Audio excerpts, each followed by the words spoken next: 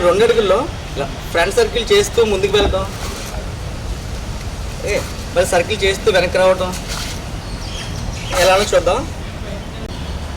ఇక మనకి ఈ మూమెంట్ అనేది బాగా రావాలంటే ఇలా ఫ్రంట్ సర్కిల్ చేయడం రావాలి. నెక్స్ట్ ఇలా అడుగు ముందుకు వేసి ఇలా హ్యాండ్ చేంజ్ చేయడం రావాలి. ఈ 2 కూడా మన లాస్ట్ క్లాస్లో ఉన్నాయి, లాస్ట్ వీడియోస్లో అవి చూడండి. అవి బాగా వస్తాయి, ఈ మూమెంట్ బాగా వస్తుంది. ఓకే, ఫస్ట్ 1 ఇలా ఫ్రంట్ సర్కిల్ చేయాలి. 2 ఏంటంటే ఆ స్టిక్ ఏ హ్యాండ్ అయితే ఉందో ఆ లెగ్ ఫ్రంట్ వేసి ఇలా హ్యాండ్ చేంజ్ చేయాలి. ఓకే, మళ్ళీ 1 ఇలా ఫ్రంట్ సర్కిల్ చేయాలి.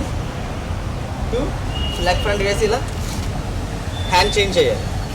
Okay, 1 front circle, 2 leg front వేసి హ్యాండ్ చేంజ్. ఇప్పుడు మళ్ళీ బ్యాక్ వచ్చినప్పుడు కూడా సేమ్ అంతే. ఫస్ట్ ఫ్రంట్ సర్కిల్ చేయాలి, ఫ్రంట్ లెగ్ అనేది బ్యాక్ వేసి హ్యాండ్ చేంజ్ చేయాలి. మళ్ళీ same 1 front circle, 2 front leg అనేది బ్యాక్ వేసి హ్యాండ్ చేంజ్ చేయాలి. Okay, 1 front circle, 2 hand change.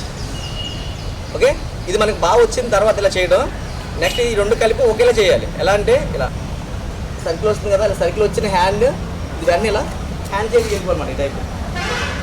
మళ్ళీ ఇలా ఫ్రంట్ సర్కిల్ చేయడం, స్టిక్ ఇక్కడ ఆపకుండా మెల్లగా ఇలా హ్యాండ్ చేంజ్ చేయాలి. స్టార్టింగ్లో మెల్లగా చేయండి. ఇలా ఫ్రంట్ సర్కిల్ స్టిక్ ఆపకుండా ఇలా అడుగు హ్యాండ్ చేంజ్ చేయాలి. మళ్ళీ సేమ్ బ్యాక్ కూడా ఇలా చేయడం, స్టిక్ ఆపకుండా ఇలా హ్యాండ్ చేంజ్ చేయాలి. ఫస్ట్ సర్కిల్ వేయడం, ఇలా హ్యాండ్ చేంజ్ చేయడం. ఈ టైప్ మెల్లగా చేయండి. సో మీకు గ్రాడ్యువల్గా దాన్ని స్పీడప్ అవుతుంది.